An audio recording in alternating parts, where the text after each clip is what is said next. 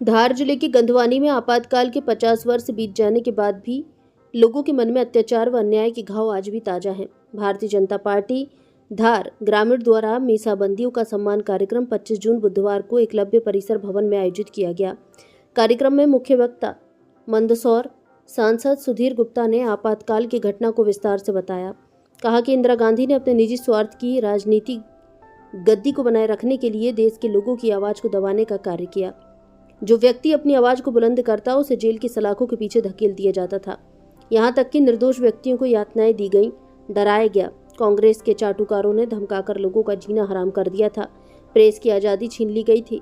इसके बावजूद लोगों ने अत्याचार के खिलाफ आवाज उठाते हुए इंदिरा गांधी की कांग्रेस को उखाड़ फेंका।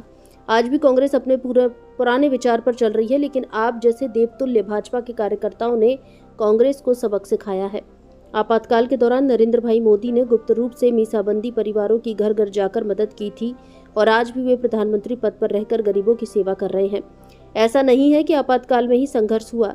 इस देश में भगवान राम के समय भी आसुरी शक्तियों ने परेशान किया था। भगवान श्री कृष्ण के समय भी राक्षसों से संघर्ष हुआ। आपातकाल भी कांग्रेस की उसी बुद्धि का हिस्सा रही है।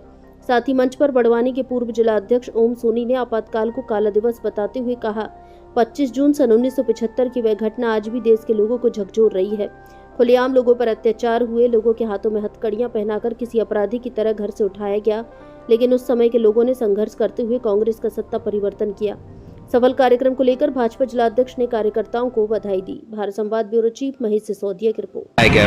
देखिए, बड़ा स्पष्ट है कि कांग्रेस का कभी भी लोकतंत्र पर विश्वास रहा ही नहीं है। चाहे हम नेहरूवादी व्यवस्था देखें तो कांग्रेस अध्यक्ष बनने के लिए सरदार पटेल को 14 वोट मिला और नेहरू जी को 1 वोट, मगर वो वीटो लगाकर देश के प्रधान बने। कांग्रेस को तोड़ा इंदिरा जी द्वारा, बहुमत हासिल किया और जनता से जो वादे किए थे उनसे दूर दूर तक नाता रिश्ता नहीं था और इसीलिए जनता का जो तेवर था वो आक्रोश में था।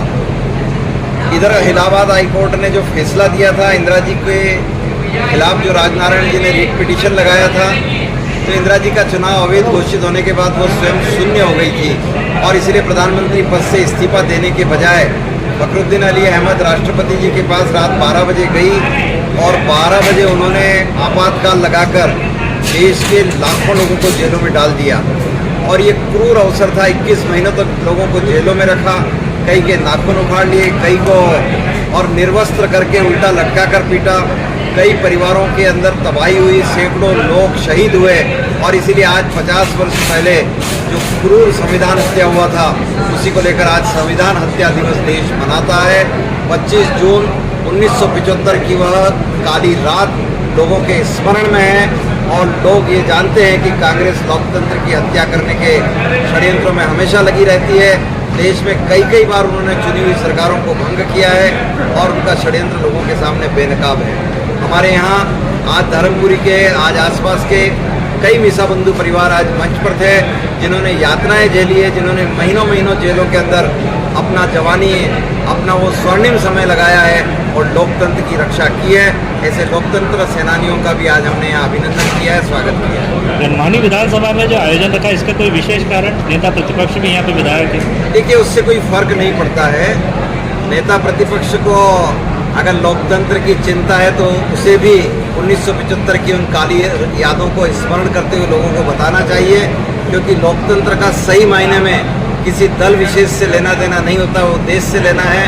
और भारत अपने वैदिक परंपराओं से, ऋग्वेद काल से ही लोकतंत्र का संरक्षक रहा है, जनतंत्र पर विश्वास करता है, जनचर्चा पर विश्वास करता है और इसीलिए आज देश के लाखों लाख करोड़ों लोग संविधान हत्या दिवस के रूप में ये मना रहे हैं। उसमें और जो विपक्षी दल है उसे भी सम्मिलित रहना चाहिए, क्योंकि लोकतंत्र की हत्या हुई है, यह तो सत्य सिद्ध है। एक आखिरी